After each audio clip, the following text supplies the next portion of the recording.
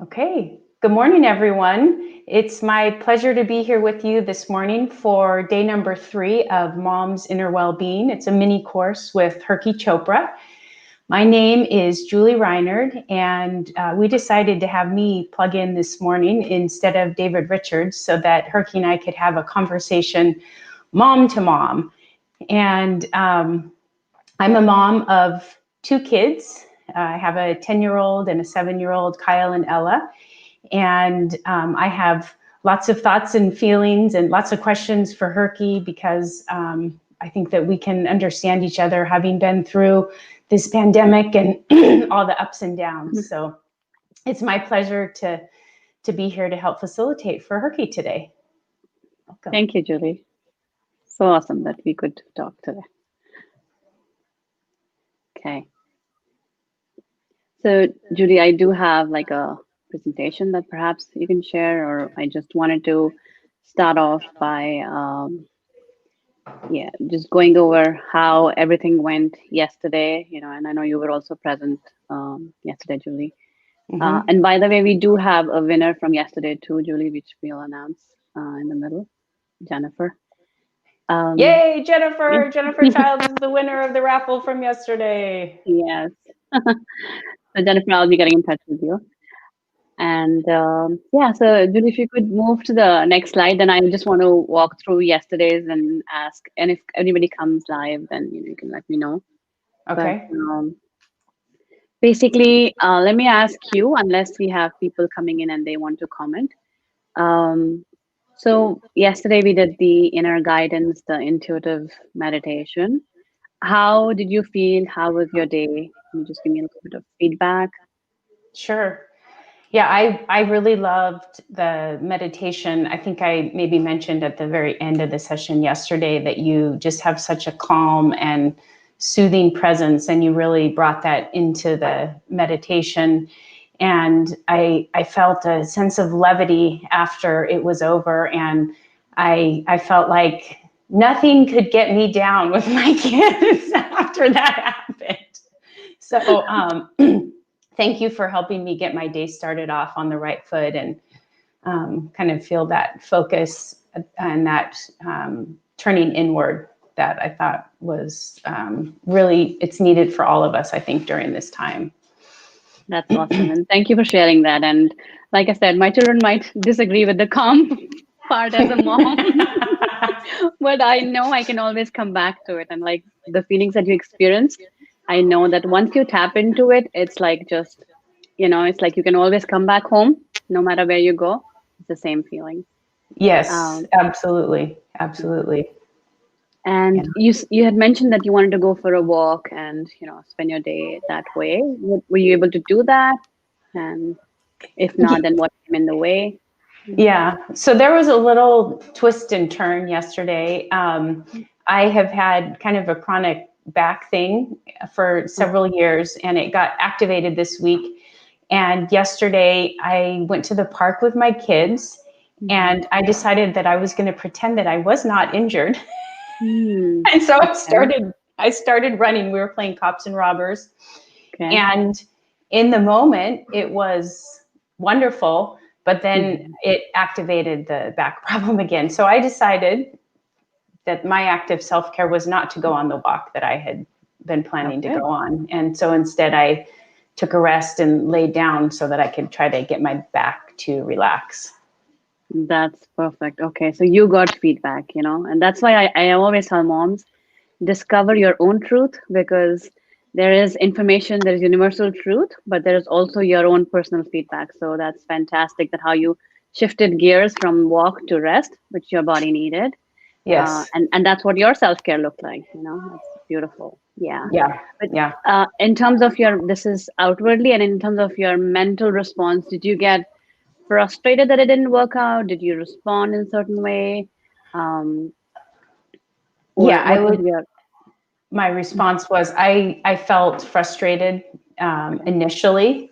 And then once I kind of brought to my consciousness that this was actually what my body was asking for in that moment, and that if I would take a walk, that I would probably feel worse in that moment, because I kind of felt my energy draining just from the pain.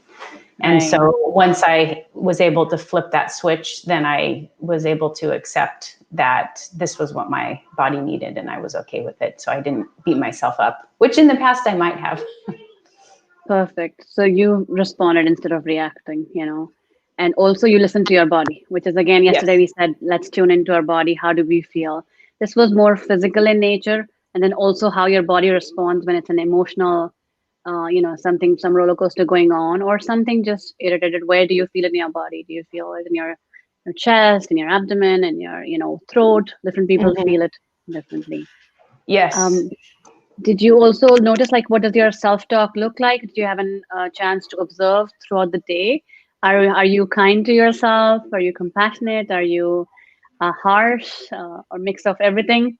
I would say I'm a mix of everything. I've really been doing a lot of work recently to quiet the self-talk that's negative. And so I've been really looking for that, finding myself in the center of the storm and finding that there's a space within me that's always calm. And so when I can make contact with that, then the negativity just falls away, and there's a lot more kindness. And another thing that I've been working on is using the gratitude practice to reduce that negative self-talk. So like right now, it's a beautiful fall day here in Sacramento, and the leaves are turning colors.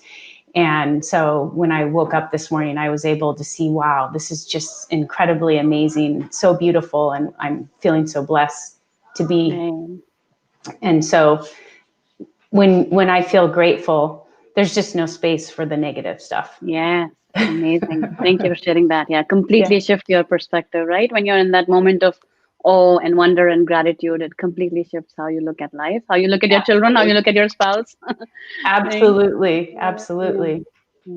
Yeah. Awesome. So I think you already answered, like, what's one area of your self-care, well-being, that you want to, is there something that you want to commit to? I will leave this question open, and you're welcome to answer, or I'll leave it for people to also, whenever they watch the video, whether it's now or later, to really see what is one area that they're really going to nourish. What is it that they're going to commit to? We also spoke of self-trust yesterday.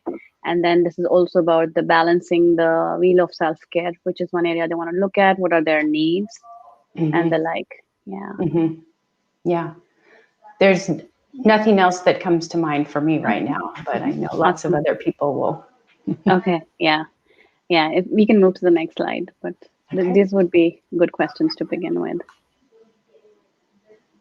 So I want to talk today about visioning and manifesting, and all about purpose, passion, and vision.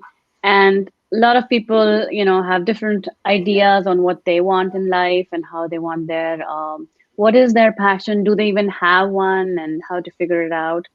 So feel free to stop me for any questions. But I just want to, so just want to talk about the traditional goal setting that we were all in this, work hard, study hard, work hard, go to college, get your job. But basically, after we reach that, a lot of us in our midlife realize, oh my God, done that, been there, done that, but it's only leading to exhaustion, burnout, confusion, not knowing what to do, not filling your soul, somewhere, some kind of emptiness that it's turning into. So visioning is more about like tuning into ourselves, and our manifestation is like manifesting with a higher purpose, not just manifesting. So many times what we feel we want to achieve or manifest comes from, it could be perhaps our parents' dream of my parents' dream of being an accountant, or society's constructs, or any cultural dictates, or just to prove our worth externally. If I have this house, this job, this car, then my worth is, instead of seeking external validation, or proving to yourself, trying to prove to the world that yes, you've arrived, but it often leads to just survival and disconnection. Instead, we want to move towards discovering what is my unique gift, what is it that I can cultivate and I can share. And my gift is unique to me. It's different for everybody, and there is no competition here. There's no sense of separateness. You are good at something and I am good, and what is it that makes me feel alive? We want to have a purpose that pulls us, not like a goal that drives us from point A to point B.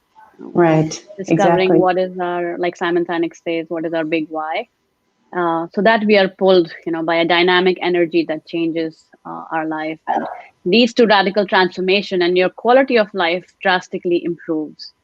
So yeah, Yes. that is about Well, and I was passion. going to say Hmm. that it, at least for me and maybe for others as well, during that first part of your life when you're in that striving mode, Right. most of us are not even conscious that that is the Mhm. driving factor. I didn't have a sense that I was externally motivated and that there was a need to shift inward. And so, do you have any thoughts about how to help people become more aware of when they're operating in that modality and how they could start Yeah. to make contact with other ways? Yeah, so I do have a series of slides that helps people to unearth and discover. But yeah, just the knowledge that you're not doing it on autopilot. You oftentimes it's existential crisis or an insight that makes us something happen in our life, or that constant empty feeling that begins to emerge that wakes us up. But I see a lot of youngsters now, and a lot of with a lot of awareness around this, that no, this is not it. I'm not going to live somebody else's dream. I want to see what it is in for me. So Mm-hmm.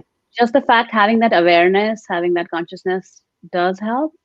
And as I walk through it, I'll talk more about how, the process of how, and then the how of doing it through externally. I have a questions, and you can have activity, you can have quizzes, you can have workbooks. I will do the outer part too, and then in the end, do it through, release it all and try to see inner guidance, like we seemed yesterday, to see what's wanting to emerge through me. Mm-hmm. So today, meditation in the end will be a series of questions, and having a openness and receptivity to receiving, and whether we receive it in the meditation or many days later or hours later or in the car or in a dream, it doesn't matter, but we're going to open up our heart space in the end for that. But yeah, I know a lot of people want, okay, but I don't know what is it, and I want some questions and I want some guides, so I'll walk through that. So if you can move to the next slide, and I can um,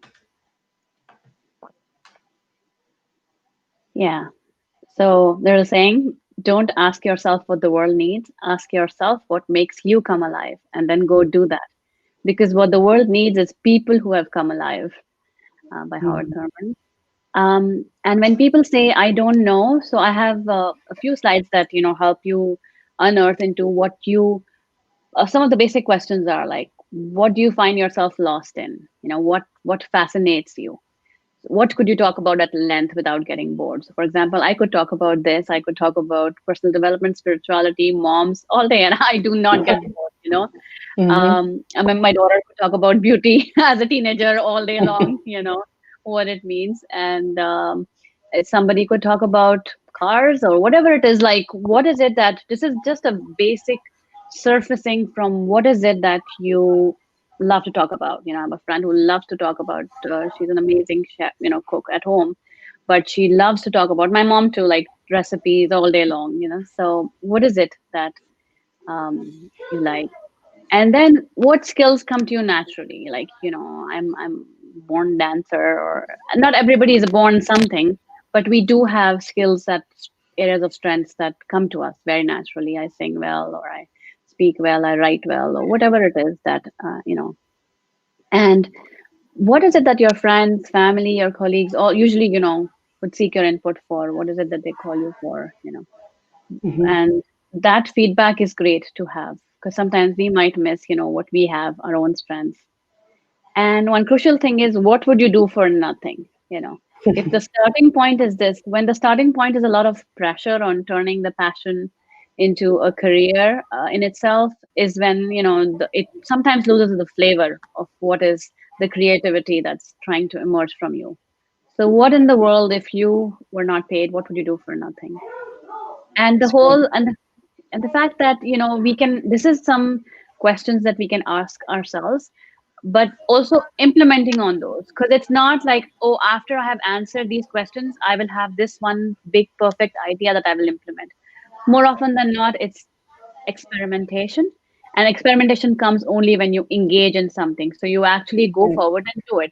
And you might discover, hey, I did like this, but I like this better, or I like a combination better, or when it turned into this, then I didn't like it. So you are constantly experimenting with it.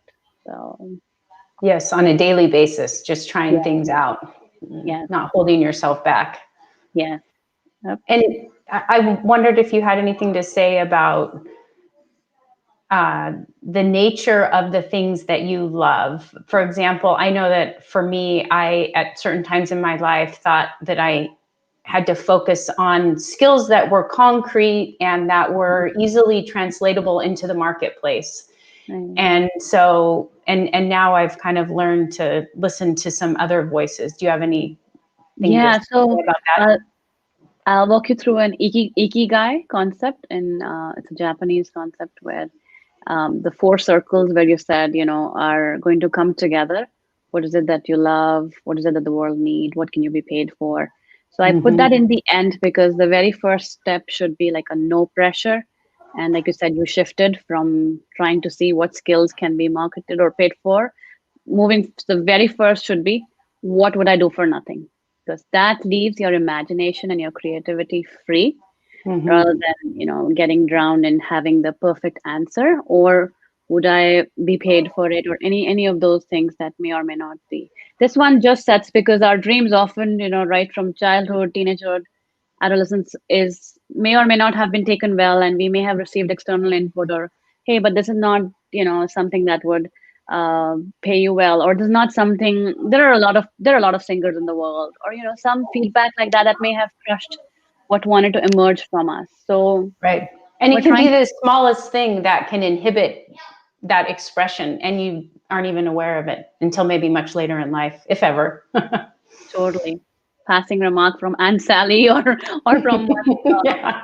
friend in the corridor, it can totally crush you. And I feel very sad when children, especially, they go through this, and I have seen it in my, in front of me, how sometimes even grown-ups, intentionally or unintentionally, end up, crushing those budding dreams that they have.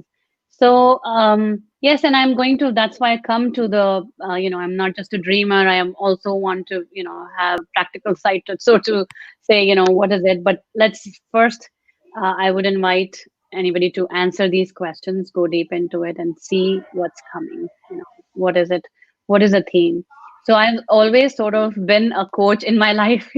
My sister, my parents, when I asked them, they always said the word mentor or coach or something like that, and was a mediator. It was a trait that I always had. And they make fun of me, you're a life coach now, but you're always one. So I had to still find out what is it. I had to experiment with a lot of things and see, do some, writing, some journaling, some meditation, some actual talking to people, getting feedback, and then going inwards and finding out what it is. Yeah. Yeah, Thank you. That's great. sure. If you can move to the next one. Yep. Yeah, so living a purposeful and meaningful life. Why we want to do it, purpose gives us direction. When we engage in something bigger than us and our problems, we find fulfillment, we find renewed energy. It has also been shown that it reduces, the feelings of despair and sadness when you're engaged in something meaningful. I do want to clarify, though, that no, one should not get stuck in, hey, I have no passion or I have no purpose. And let's say a mom, she's raising her children, that is, and if she's feeling fulfilled in that role, that is very much her calling at that time, and that could change too. Absolutely. However, she shouldn't attach to it that, just because I raised my children, and then when they leave, having that, I did all this so many years and now I feel lonely, or, sad that I didn't do anything meaningful in my life. So as long as they're not attached to that, there was a time period in my life that my purpose was just raising my, children. That was my full-time job. And then I added the homeschooling flavor to it because I wanted to, I was not happy with the education system. We were Mhm. in Delaware, and I wanted to bring that. And with the support of, we also joined like a homeschool co-op where we went to. But it was such an such an exciting experience, for all of us to get together, and so much learning, and exhausting too, I have to say. Yeah, I can imagine. Yeah, but we discovered a lot of things together, and I learned a lot from the children as much as they may have learned from me. So, no pressure on that. Yeah. Like, And then I'm just curious, Herky, and then there came a point when it didn't seem like that was the right time for you to be doing that anymore and you needed to shift. yes, I had some life changes, some transitions, and I was then came a time where I had to become a provider. So then I could not be at home or homeschool, so I had to shift gears. Um, and then the time came where, I felt like this is so much my calling that it's no longer going to just let me be in the 9 to 5. That point also came. But at Yeah. every given point, I accepted where it is, and I worked the best that I could, when in that given circumstances. So, like, if a mom says my purpose is to make my kid go to bed at 8 p.m., then so be it. And if a mom says I want to be on stage with thousands of people sharing my gift of this, then that is it. Right. And it might So, not happen today or tomorrow or yes. maybe even next year, but Hmm. if you can envision it in your life trajectory, then eventually it can maybe happen. Yes, everything in its own divine timing.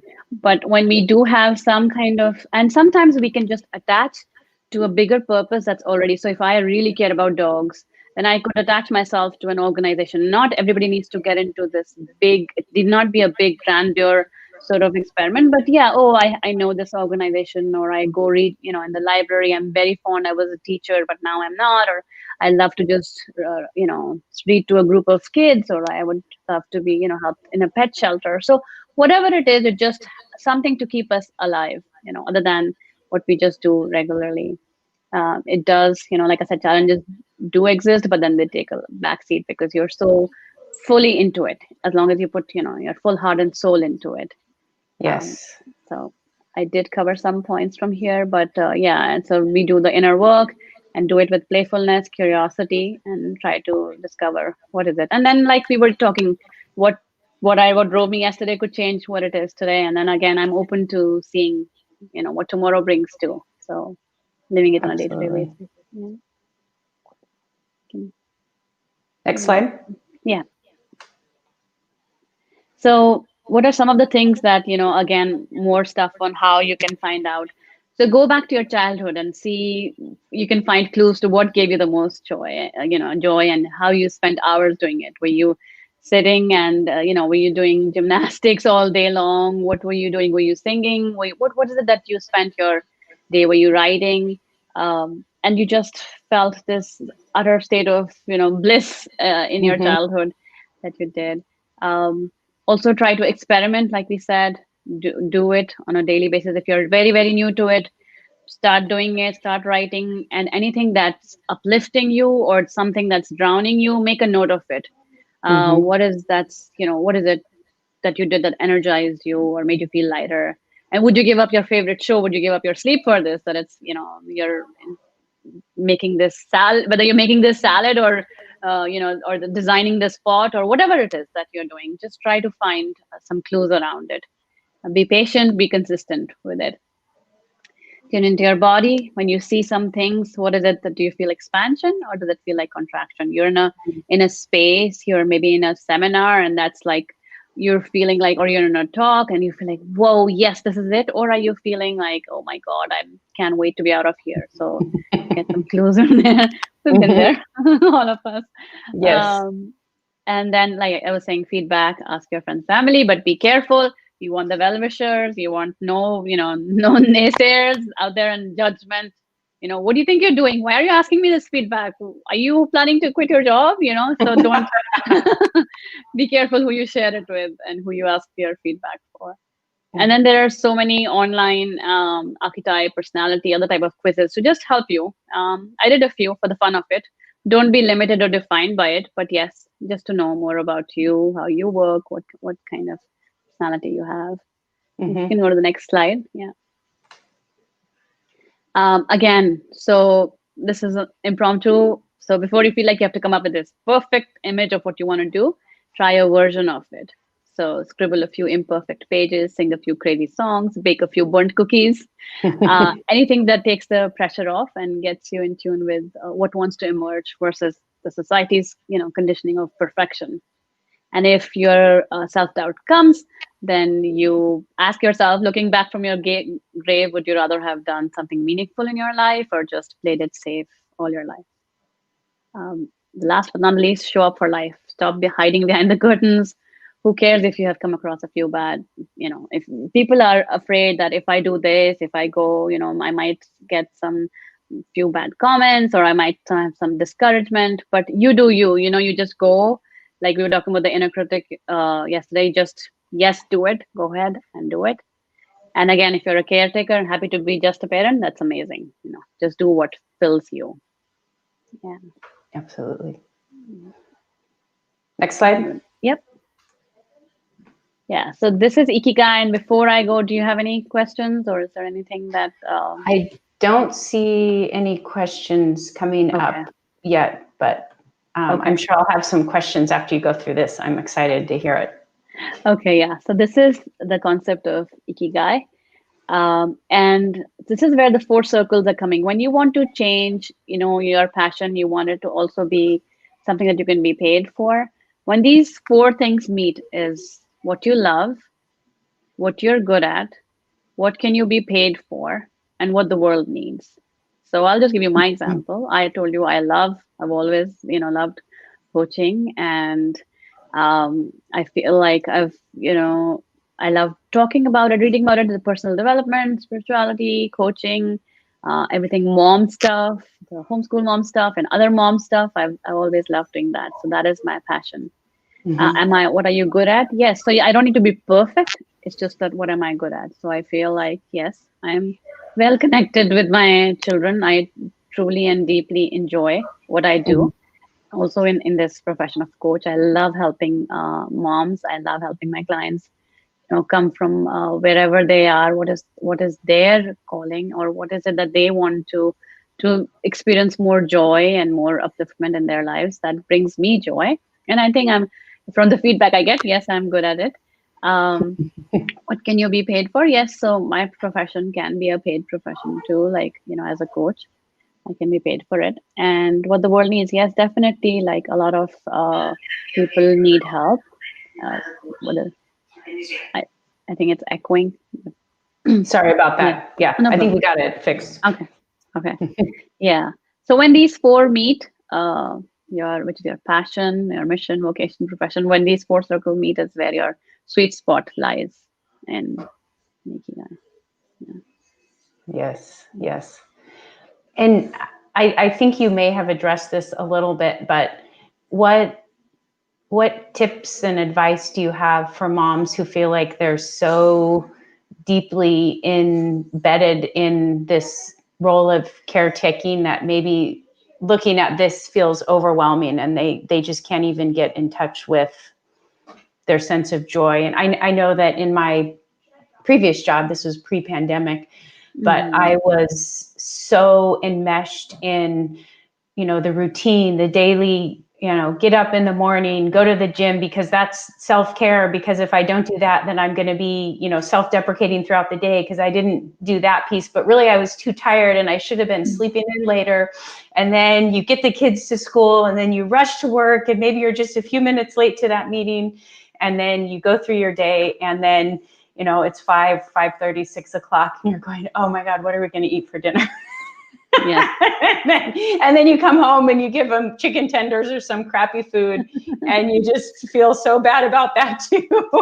And then it's, a little TV, a little quality time. And then you start the bedtime routine and then, get up the next morning, rinse and repeat.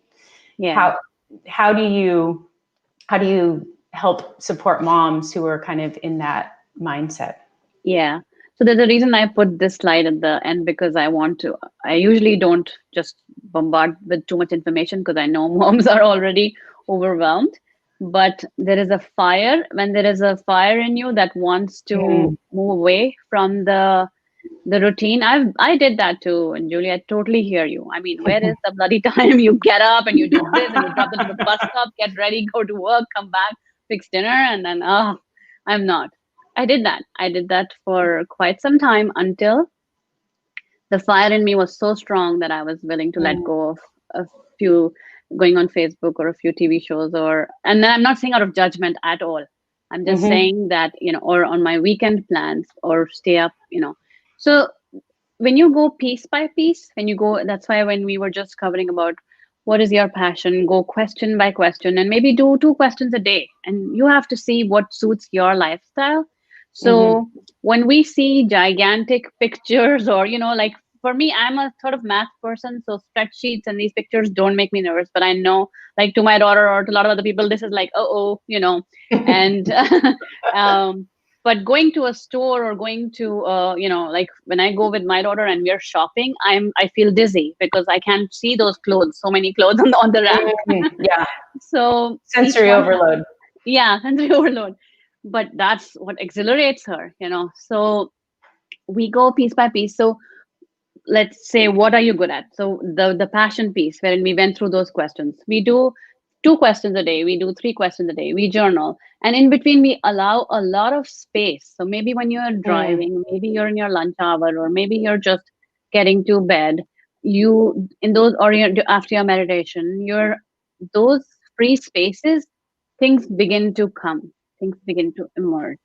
It's the pressure and the to do and the goal that are we're so programmed that we must come to this, we must get an answer, is what stresses us. So Yes, when there's we, an impatience. yeah, come on, I've been waiting. Yeah, what is it, my visions? And just give it to me. But when we walk through it, we also take care of ourselves in the process. So again, self-care we were talking about. So self-care should not become like again a to do in itself, wherein I have to self-care, otherwise something will happen. I had a client who told me 3 days I couldn't do self-care, am I okay? And I was like, oh my god, definitely. This should not become a project. We Yeah. are, like I said, we are so programmed that parenting, vacation, self-care, everything becomes a project in itself, that Hmm. we forget to just let it be, just let some playfulness, some joyfulness, some peace with it. What if it's Yes. just letting go of it? And it's so much easier. It might seem like it's so difficult, I can't let go, I need to know the answer, but really the answers do come when you allow it, when you allow the spaces in between. Right. So yeah, so first is finding out what it is, because if you just go with like what can you be paid for, then it would be your profession, your 9 to 5. You don't like it or don't like it. If you can be paid as an analyst, then okay, then that is it. But if you're feeling dry, if you're feeling like emptiness, then you want to go with what is it that you're passionate about. Because not only like just we go with the idea of passion and then we run into this some kind of dreamy land that it's everything is going to emerge. Trust me, just the passion piece, after that there's a lot that you need to that is the it is just whether it's admin or life or technology or whatever it is, there are aspects of even your passion that you will not enjoy, that to bring your passion out in the world, there are aspects of it that you will not particularly like. And you may but because you love, you're so driven by it, you're so that brings you that joy, that you're willing to do it. Like who said parenting Mhm. is easy? Is it easy by any standards? No. But at the end of the day, there's a reason why we want children, and the reason we have them. And when they sleep at night and we want to give them a kiss, that how sweet they seem to be until next morning, turn into raging monsters. But it is, it drives us enough. That is, so that is pretty much how passion also works.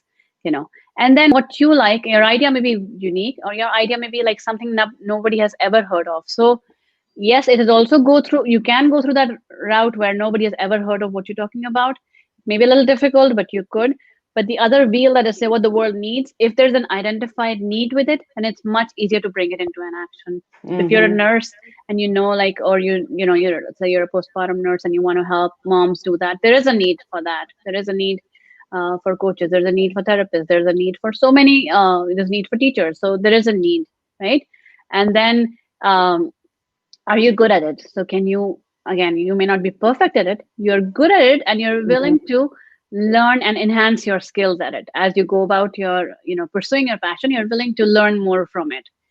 So, and people are willing to pay for your service, whatever it is, whether it's a tutor or if you open a bakery or whatever you do, people are Hmm. willing to pay for it. So when these, for me, this is, um, practically implementing your purpose in the world. Yeah. Oh, that's great. Oh, Mhm. and Rita says that this exhilarates me alike. She said that just a couple of minutes ago, but thank you for that input. Oh, great. Yeah. Let's see. Is there another slide that you wanted to move to? Yeah. Or Is there, can you, yep. So this is where the meditation part comes. And is there, if there's no other question, then I want to tune into the meditation. I'll get the music ready. But Julie, you are, okay. Let's see here.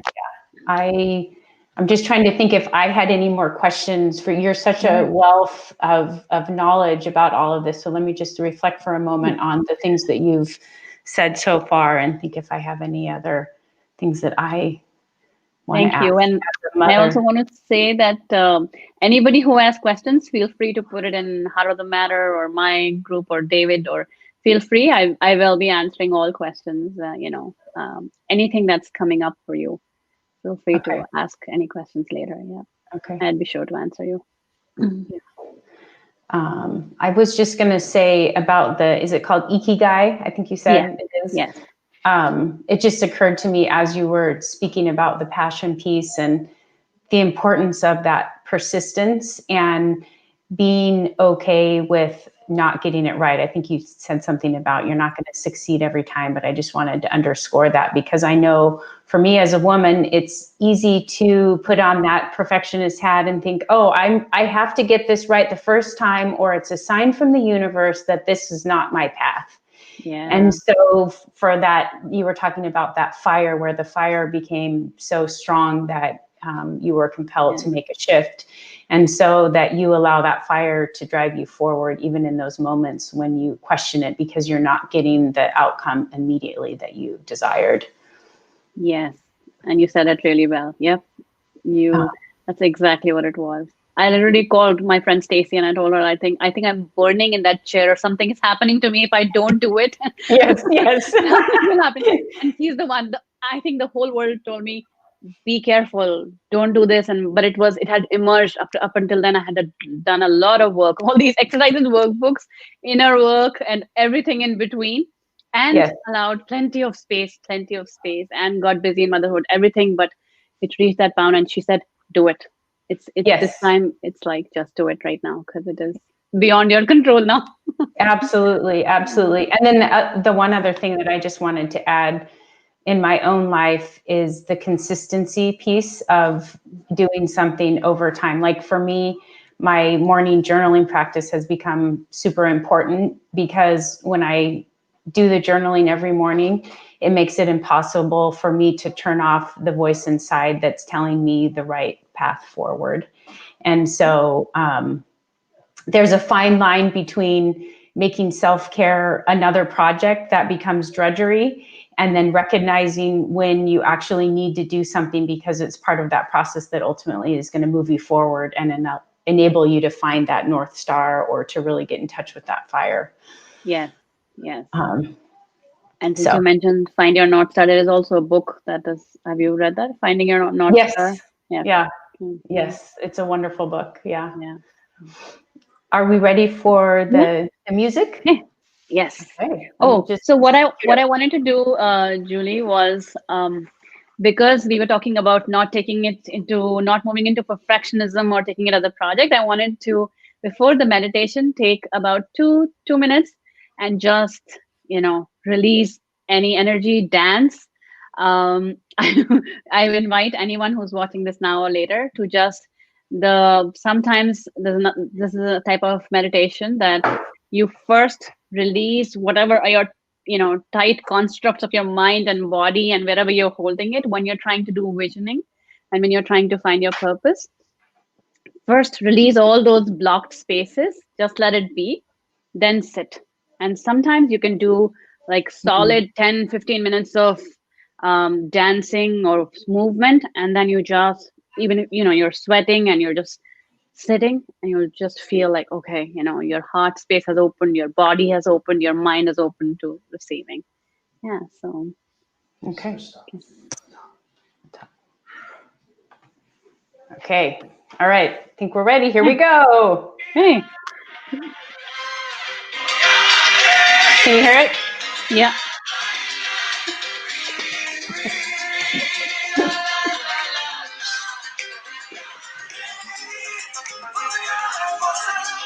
I see David dancing in the back.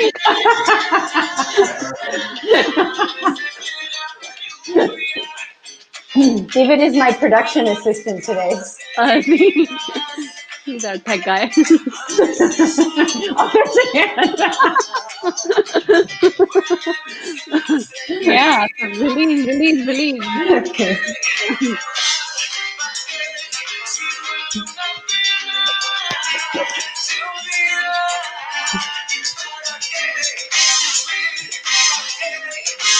Okay, so this was a demo to show you.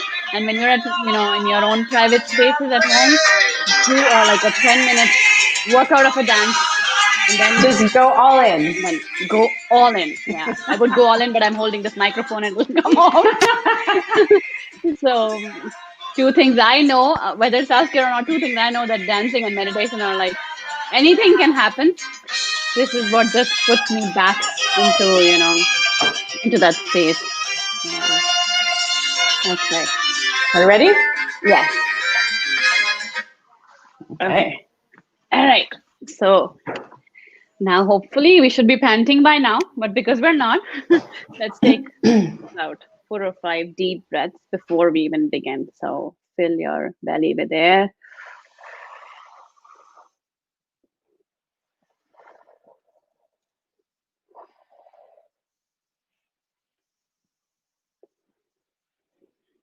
And when you're ready, close your eyes, sit in a comfortable position, your back straight. Is the music okay? And you can hear me okay. Okay. So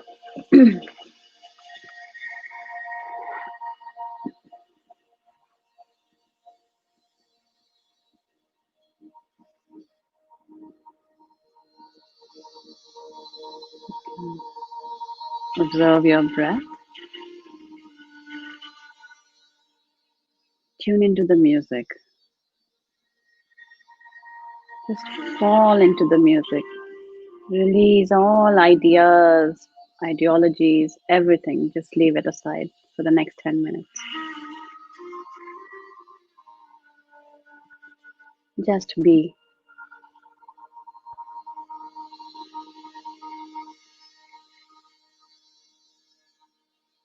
Make an intention that my life vision and my passion to emerge in divine time.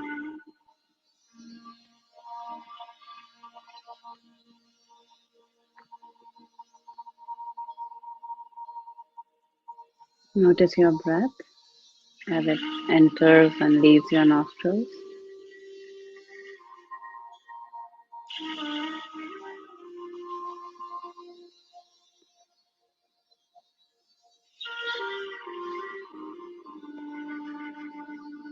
Relax your body from your toes all the way to your head.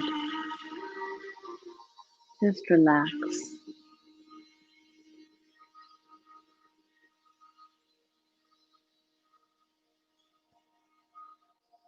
Let the thoughts and the mind come and go. You just relax.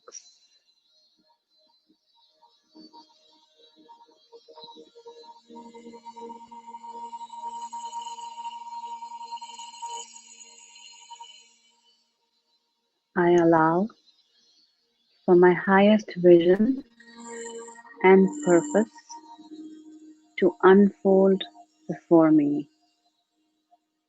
Keep your hands open in receptivity. You can rest your hands on your lap.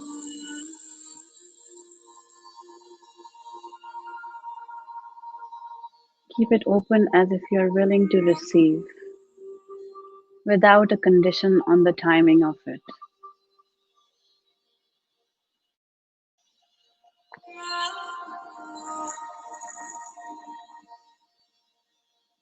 I am open and receptive to receiving guidance. I may or may not be able to clearly see the exact vision at this time,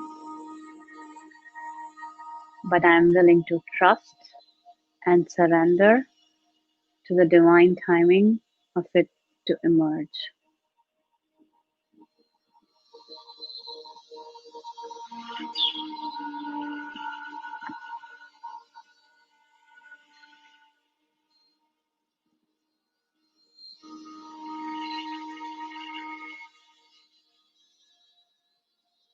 I am relaxed, I am calm,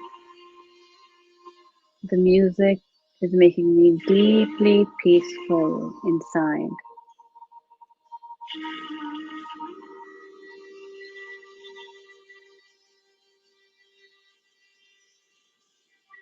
My heart space is open, every fiber of my being is loved, open, and willing to receive.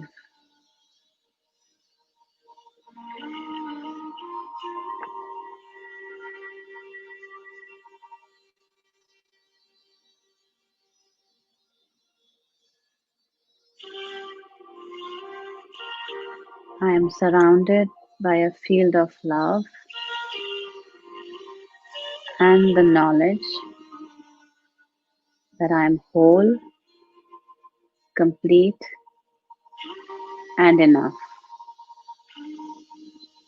Enough just the way I am as of right now.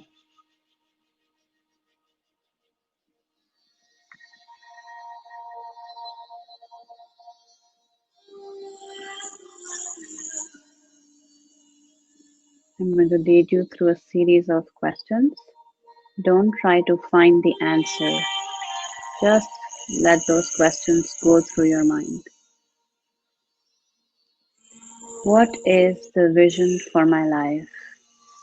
And what is the next stage in my unfolding?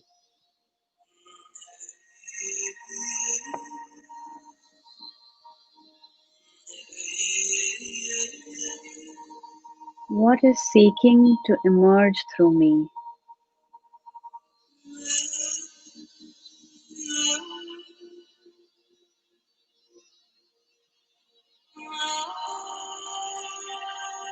What must I become to manifest this vision?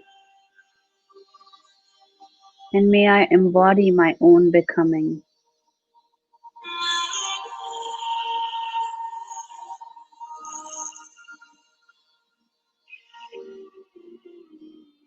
What do I already have in service to this vision? May I operate in abundance to giving away my gifts versus operating in lack.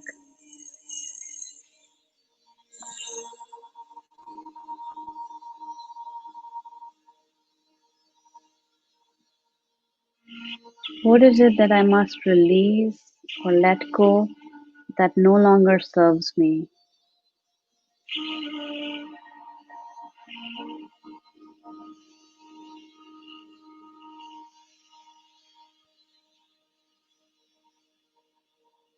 I am willing, available, and open to receiving guidance and then following it.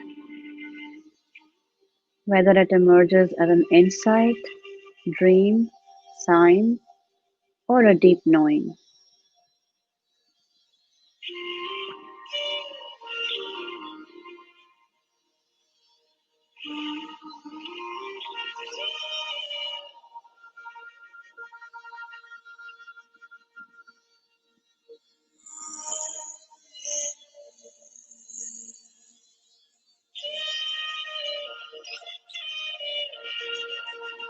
Tune into your breath and stay tuned to the music.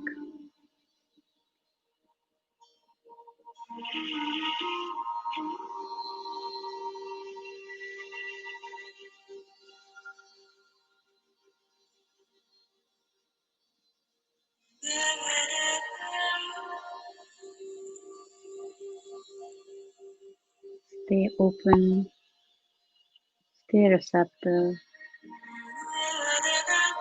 Fill yourself with deep love.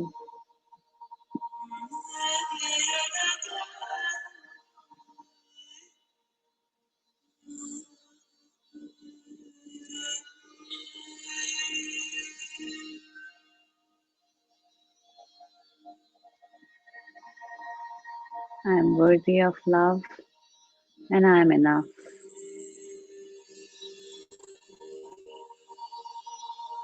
I am open, receptive, and willing to receive guidance.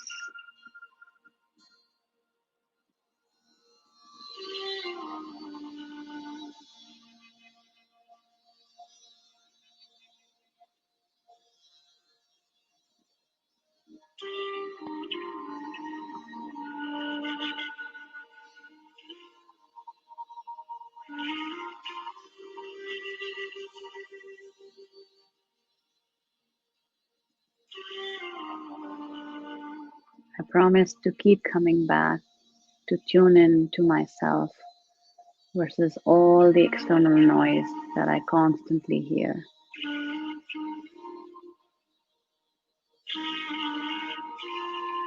I can come back home at any time.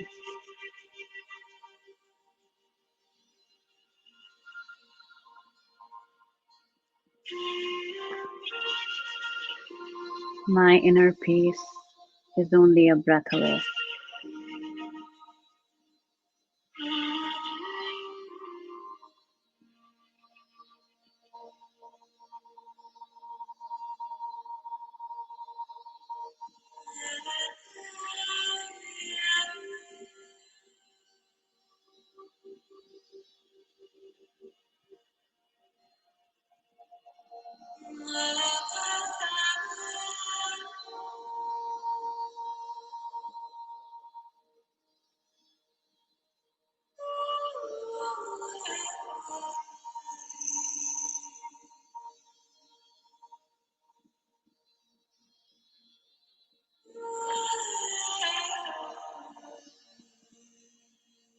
Feel your breath coming in and out of your nostrils.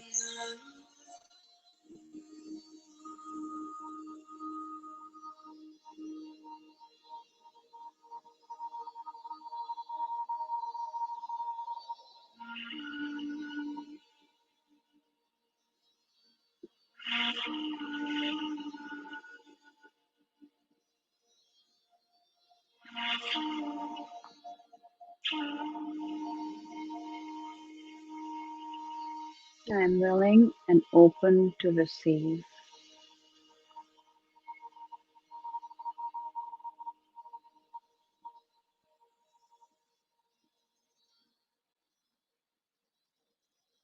And I end in gratitude.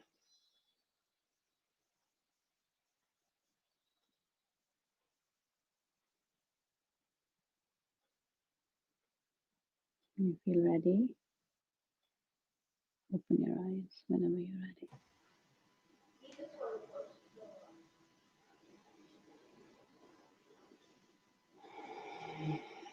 Thank you.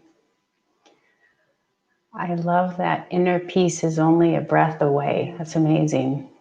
And it just emerged. Yeah. Good.